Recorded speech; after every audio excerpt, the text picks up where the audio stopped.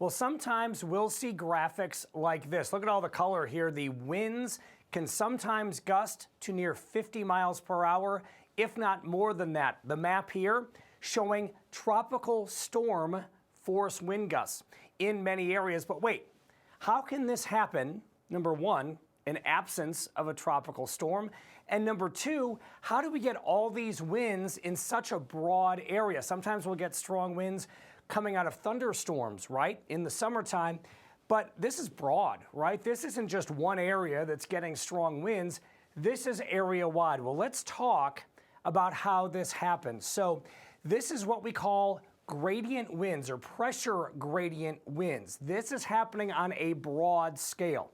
So unlike thunderstorms, for example, which would be a very small scale, or a tropical storm, which would still be somewhat of a broader scale, but still a small scale, this is a much larger scale, what we call synoptic scale in meteorology. So let's dive into this a little bit.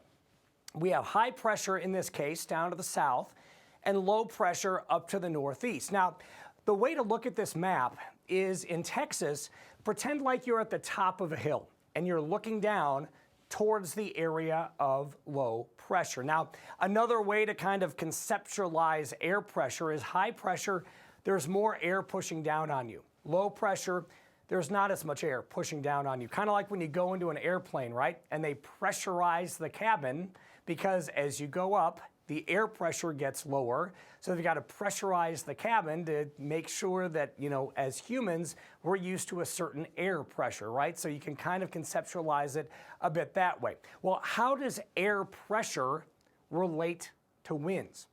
Well, a change in that air pressure is what causes wind on the broad scale. So when you get stuck in between an area of high pressure and low pressure, the stronger that pressure system is, the stronger the gradient or the change, the pressure gradient as it's known in meteorology is. Now, as you look at these black lines, this is what we use in meteorology. If you're a pilot, if you have pilot friends, they've seen these maps before with isobars on them. What does that mean?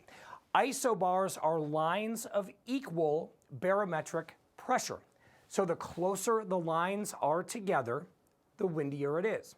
So again, a change in air pressure is what causes wind. Now, high pressure, you have clockwise clockwise wind flow flowing around it. Low pressure, you have counterclockwise winds flowing around it. So in this case, our wind is coming more out of the westerly direction because of the placement of these various air masses and pressure systems. So you can tell a lot just by looking at this one map. Number one, the lines are very close together, so it's windy, but then you can also tell the direction of the wind based upon the various pressure systems as well. So that, in turn, is what causes wind. Again, it's a change in air pressure, but let me go back to the beginning. Let me go back to this other graphic that we looked at a moment ago. Unlike thunderstorms, where again, that's a totally different process on a small scale, when you get strong winds on a broad scale like this, so strong winds for everyone, often it doesn't have to do with thunderstorms. It has to do with the pressure setup across the country, what we call synoptic or broad scale meteorology. So pretty interesting there. Again, every system is different, but when we watch for strong winds, area wide, we're often watching for that big pressure difference.